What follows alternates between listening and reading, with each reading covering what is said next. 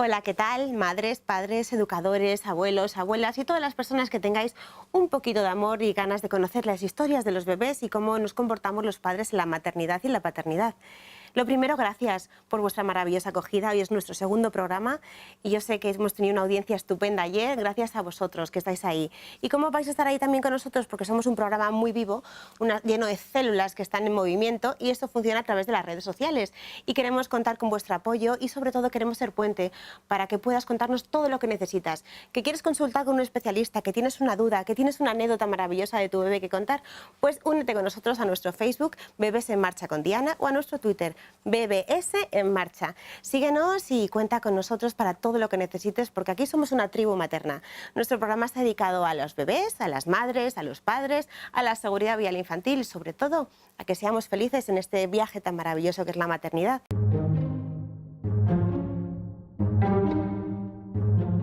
Y como hablamos en el primer programa, que la maternidad y la paternidad no es como un anuncio, vamos a recordar que lo que más nos importa a los padres siempre, desde el segundo uno que vemos el predictor y tenemos las dos rayitas y sabemos que vamos a tener un bebé, es la salud de nuestros hijos. Y hoy en A Todo Corazón vamos a hablar de salud y lo importante que es la donación en vida. Tengo el placer de contar con nosotros con dos mujeres maravillosas y que se entregan completamente a su trabajo y en su labor. Es una labor preciosa que por eso yo quería que la asociación EPA estuviera hoy con nosotros. Contamos con Nana Gómez Mayoral, eres socia fundadora de EPA, Asociación Española de ayuda a niños con enfermedades hepáticas y trasplantados hepáticos, y con Erika Guijarro. Erika es psicóloga de la asociación y trabaja en el 12 de octubre en el Hospital de Madrid y también en La Paz para ayudar a los padres en este acompañamiento. Bueno, Nana, bienvenidas, gracias. Y cuéntanos qué es EPA. Mira, pues EPA es una asociación que surge para cubrir un hueco que padres con niños con enfermedades hepáticas o trasplantados hepáticos nos encontramos. Nosotros somos un grupo de familias y amigos de niños afectados por este tipo de patologías que coincidíamos sobre todo en los ingresos de nuestros niños en el hospital. Y bueno, echábamos en falta pues el poder compartir, el saber cómo iba a ser la vida de nuestros niños un poquito más adelante del momento en el proceso en el que estábamos nosotros, y surgimos principalmente desde el espíritu de ayuda y desde el querer dar esperanza a los padres que venían detrás.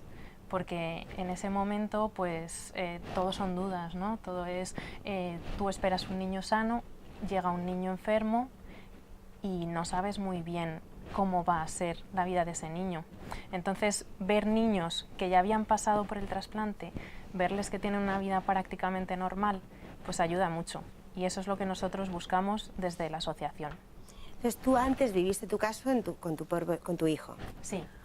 Entonces, ¿cómo fue? ¿Cómo te lo contaron a ti? ¿Cómo te enfrentaste tú a esto? Para que si hay una madre que ahora mismo está en la misma situación, pueda ver en ti una esperanza, ¿no? Una luz.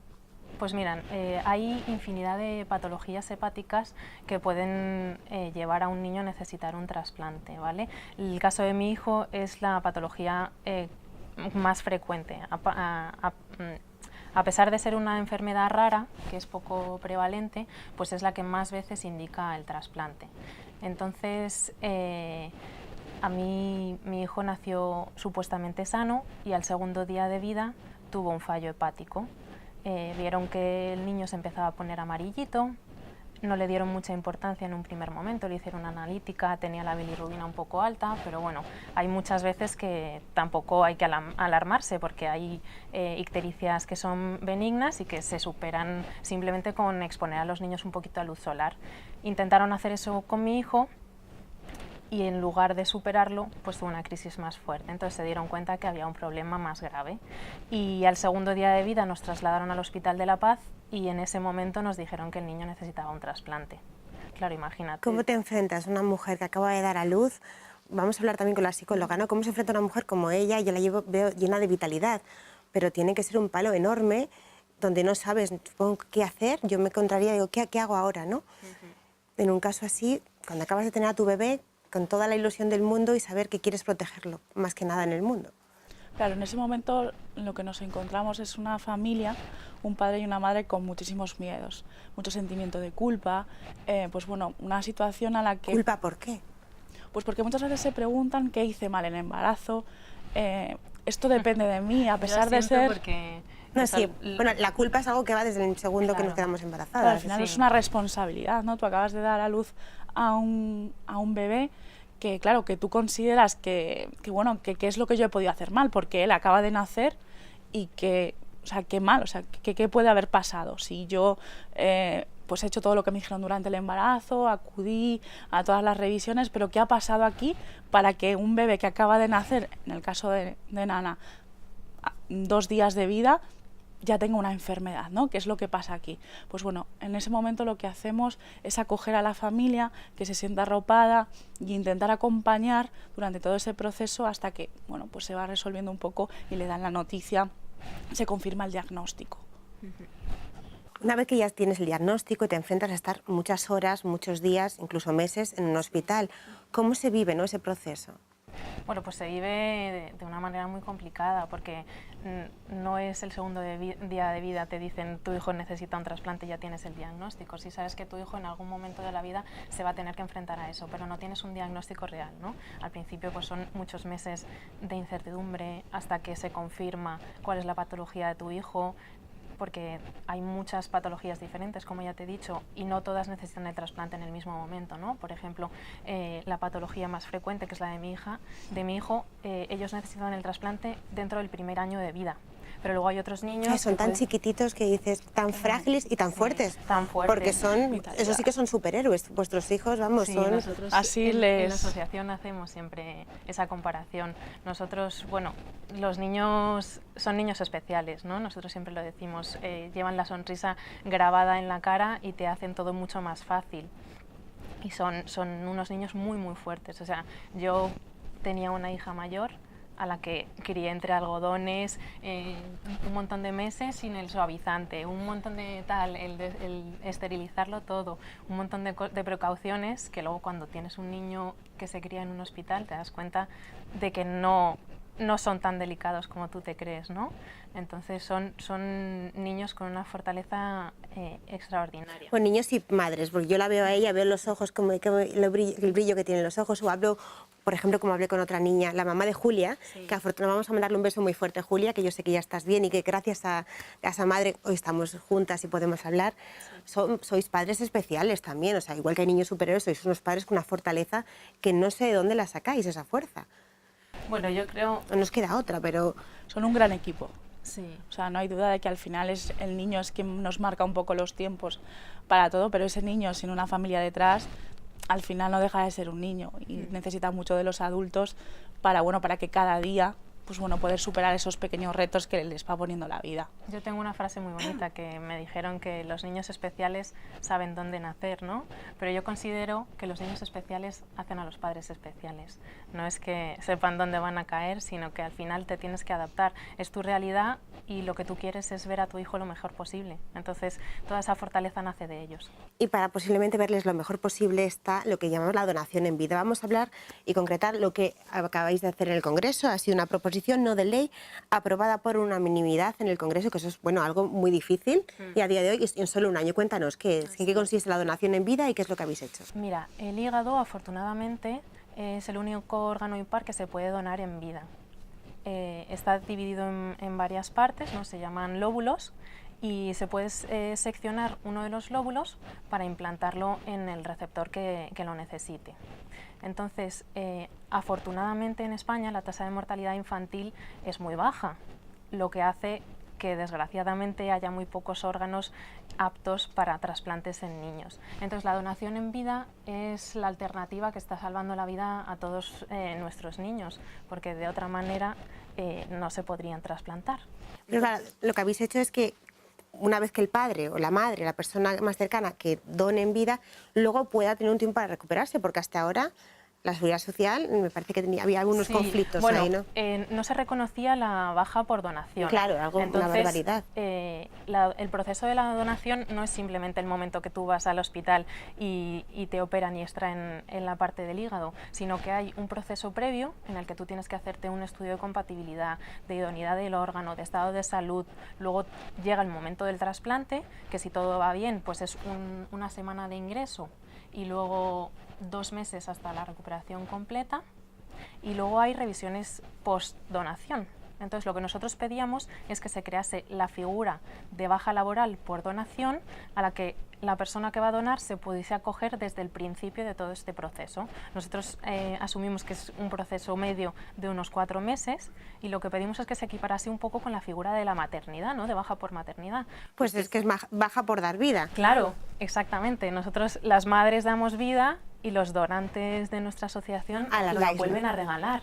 Entonces nosotros creemos que es un acto de una generosidad tan grande que no podía estar encima penado, ¿no? Sino que hay que protegerlo. Y lo que hemos pedido es eso, que se cree la figura y que pues, se garantice el puesto de trabajo, se permitan las faltas que sean necesarias para todo este proceso y además protegeríamos también a las empresas, porque ahora mismo todo ese coste lo tienen que asumir las empresas. Yo me quedo con lo que has dicho, regalar vida.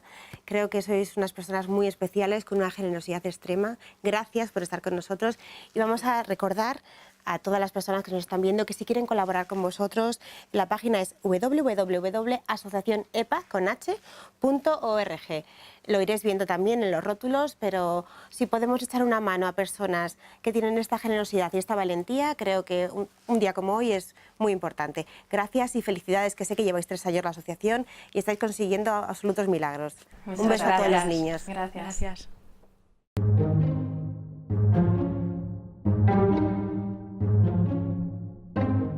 Y hoy en Mamá tú también importas, porque queridas mamás, vosotras importáis muchísimo y también nos tienen que cuidar.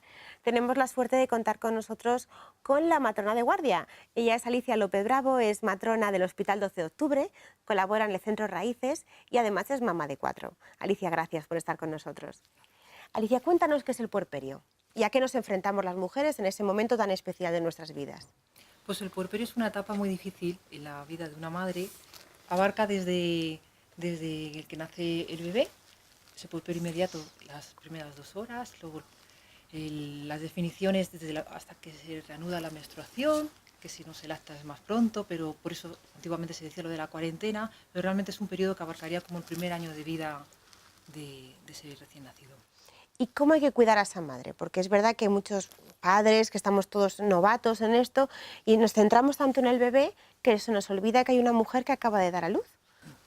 A veces físicamente puede estar agotada, puede tener las expectativas que lleve realistas le van a ayudar a afrontar ese momento. Las estadísticas dicen que la mayoría de las mujeres van a experimentar dolor de espalda, la mitad de ellas dolor en el periné, que pueden tener estreñimiento, que pueden tener hemorroides, una serie de cosas que podemos saberlo previamente para prevenirlo y bueno, también tener la esperanza de que a lo mejor nos cuesta un poco ese primer agarre del bebé, las primeras tomas pueden ser dolorosas, todo eso hay que reconducirlo rápidamente para que la madre no se sienta como sobrepasada por esa situación. Pedir ayuda para que todo se vaya normalizando. La esperanza es que siempre a lo largo de la segunda semana todos esos síntomas empiezan como a remitir. Y se supera. Y se supera. Doy fe. Es muy importante que la madre pueda descansar porque el sueño es vital para... Duerme el bebé, la madre tiene que dormir, no puede ser molestada por el teléfono, por una visita, y eso el padre tiene también como que proteger esa intimidad de esta nueva familia que están haciendo.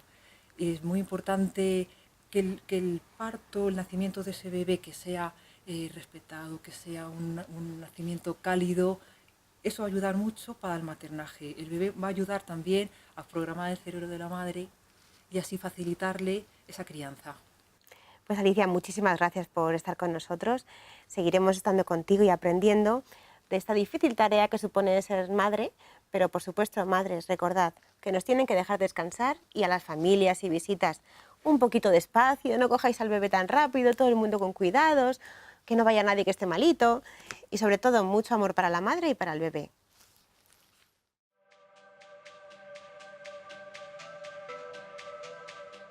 Y en esta nueva edición del Sentido de la Vida contamos con Cristina Barroso. Cristina, gracias por estar con nosotros. Cristina, hoy nos vas a hablar de la historia. Sí. Cuéntanos de qué historia y qué vamos a aprender.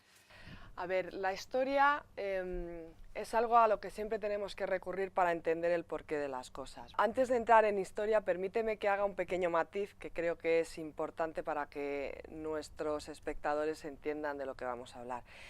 La seguridad, que es mi especialidad, sobre todo seguridad vial infantil en el automóvil, está íntimamente relacionada con la percepción del riesgo.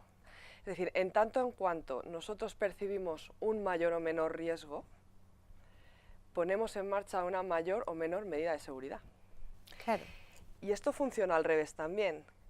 Analizando la medida de seguridad o la solución que se ha desarrollado, podemos entender cuál era la percepción del riesgo de la persona que lo desarrolló. Y ese es el motivo por el que hay que recurrir a la historia, ¿vale? Entonces, la historia de las sillas de auto se escribe en momentos similares, pero en sitios diferentes.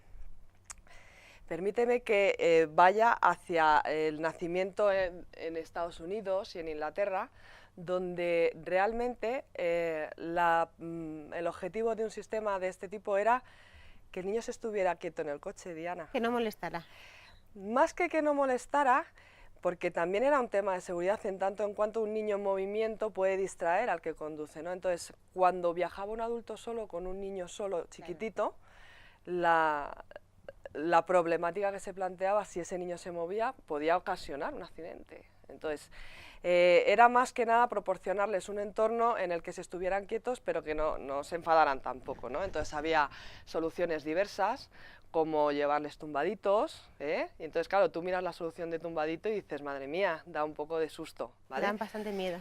Cuando no era en un asiento podía ser en una cuna, ¿vale? Entonces, claro, en realidad no había retención ninguna, solo había un niño en un entorno, en sillas elevadas para que pudieran ver, en arneses sujetos que no se pudieran caer nunca ni para un lado ni para otro, es decir, que no se movieran, que no se, en un frenazo que no se cayeran, pero realmente ahí no había exactamente, observando los sistemas, uno no puede pensar que ahí se ha mirado toda la parte de la que hablábamos el otro día, ¿no? de lesiones, de límites de resistencia, de física. Sí, porque si escuchamos, como nos has explicado, da bastante miedo, ¿no? Quiero decir, hay que ser consciente del riesgo que estamos poniendo cada vez que nos subimos en un coche. Estamos en riesgo y hay que tener cuidado. Claro, entonces el sistema que debemos proporcionar al niño en este caso tiene que ser un sistema que haga buena parte del esfuerzo, ¿no? Pero los sistemas en estos países no iban de hacer un esfuerzo en realidad por la seguridad. Iba de colocar al niño de determinada manera, más o menos cerca, más o menos cómodo, más o menos alto, ¿vale? En más o menos automóviles, pero observándolo y viéndolos puedes perfectamente deducir que tal vez su percepción del riesgo no estuviera en las lesiones que le podía ocasionar a ese niño un accidente, un impacto, ¿vale? Y esto más o menos estamos hablando de los años 50, los años 60, los años 70, y en esa época también nace la seguridad infantil en Suecia, pero nace de otra manera completamente distinta, ¿vale? Porque en Suecia abordan la seguridad del niño después de haber abordado la seguridad del adulto. En los años 50, a mitad de los años 50, el ingeniero de Volvo sueco Nils Bohlin trajo del mundo de la aeronave y de su diseñador, el señor Hugh de Haven, el sistema de cinturón de 3 puntos de anclaje y lo introdujo en el automóvil, como un sistema eficaz de un solo movimiento, ¿vale? Y entonces, ellos resolvieron la seguridad en el automóvil del adulto, nada más desarrollarlo, liberaron la patente para que pudieran el resto de fabricantes ponerlo en marcha, y es el sistema de seguridad que más vidas ha salvado a lo largo de la historia de la automoción, ¿vale? Y una vez resuelto eso, la persona responsable de homologar ese sistema, que es un doctor, o era un doctor, el doctor Bertil Altman, se puso a pensar en cómo resolver la seguridad de los más frágiles, ¿bien? Y recurrió a otro doctor, coronel de las Fuerzas Aéreas norteamericanas y especializado en biomecánica también, que se llamaba el coronel John Paul Stapp. Él era brasileño, pero trabajó para las fuerzas norteamericanas y se puso a estudiar cómo afectaba la aceleración a los pilotos de las aeronaves para tratar de evitar las lesiones, porque él consideraba que muchas veces esas lesiones eran evitables, ¿no? ¿Y qué hizo? Analizó la fuerza que ejerce sobre su propio cuerpo, o que ejercía sobre su propio cuerpo, la aceleración. Estamos hablando del primer dummy en realidad, ¿vale? Él tenía un muñeco pero no le servía. Entonces, él hizo de dummy y observó varias cosas. Observó que en las primeras pruebas en las que él se colocaba de espaldas a la marcha no era capaz de llegar a ninguna conclusión, porque el asiento absorbía toda la energía y no se enteraba de nada. Y luego, con esas conclusiones, se puso de frente y empezó a hacer pruebas de frente ya así a diferentes aceleraciones y deceleraciones, ¿bien?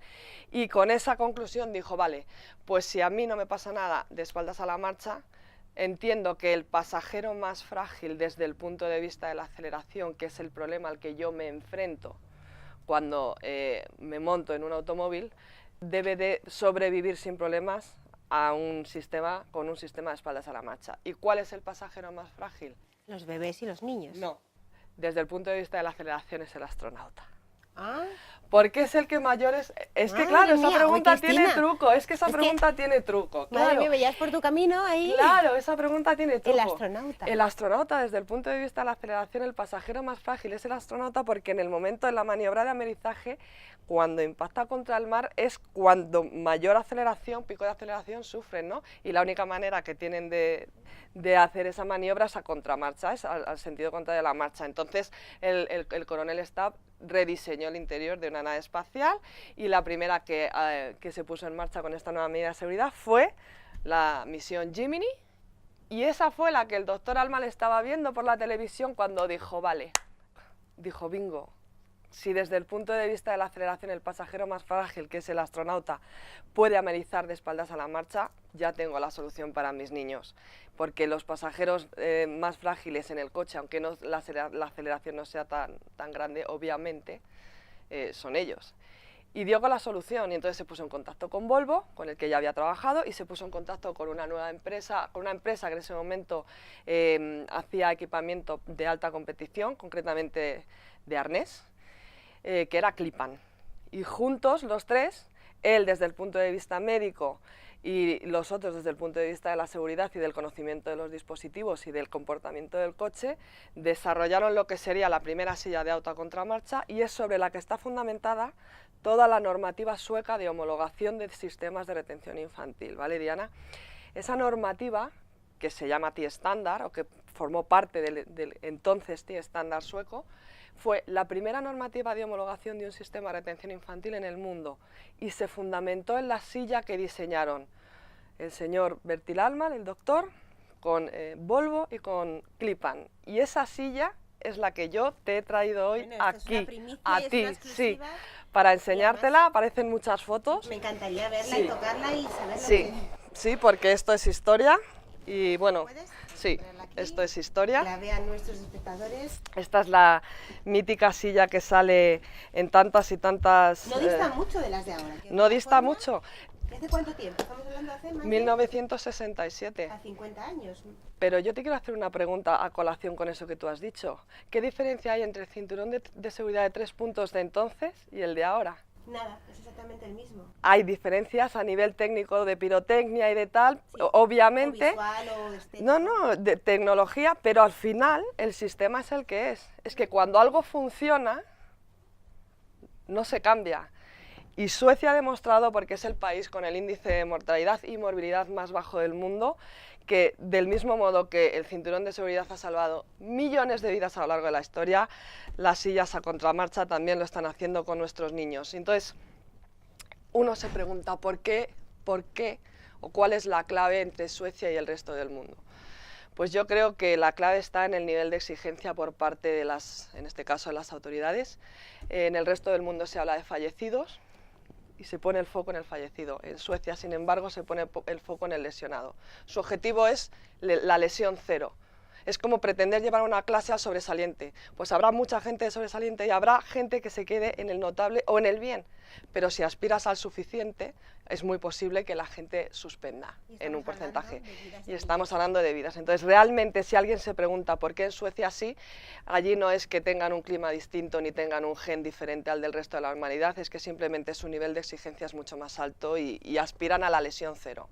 Y esto que tú tienes aquí delante y que ha hecho historia, es el único sistema diseñado para, o con el potencial de alcanzar la lesión cero. En el impacto más frecuente y lesivo, que ya vimos el otro día, que es frontal. el frontal.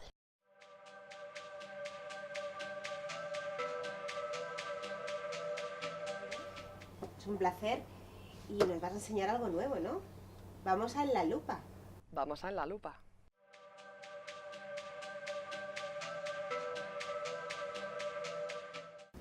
Y en La Lupa vamos a descubrir, a través de Cristina Barroso, los productos más novedosos de seguridad vial infantil. Cristina, ¿qué nos vas a presentar hoy? Bueno, de seguridad vial infantil o de lo que toque. Ah. Hoy os traigo mi sillita. Se llama WOB. WOB es una marca que he creado yo a petición del sector especializado, porque hay ciertos huecos que ellos han echado de menos y echan de menos rellenar, y entonces, bueno, pues fue una propuesta por su parte que yo siempre estoy dispuesta a escuchar, y este es el fruto de una petición del sector especializado. Entonces, ¿qué es WOB? La 1 es un remake de la primera silla desarrollada por Clippan en 1967 y también está fabricada por ellos. Se trata de una silla a contramarcha homologada para niños de entre 9 y 18 kilos de peso con una altura máxima de 120 centímetros. Mientras que el precio medio de una silla nórdica es de unos 400 euros, la WOB 1 cuesta 199. Para ello, se han mantenido las exigencias en seguridad originales, prescindiendo de prestaciones accesorias relativas al diseño.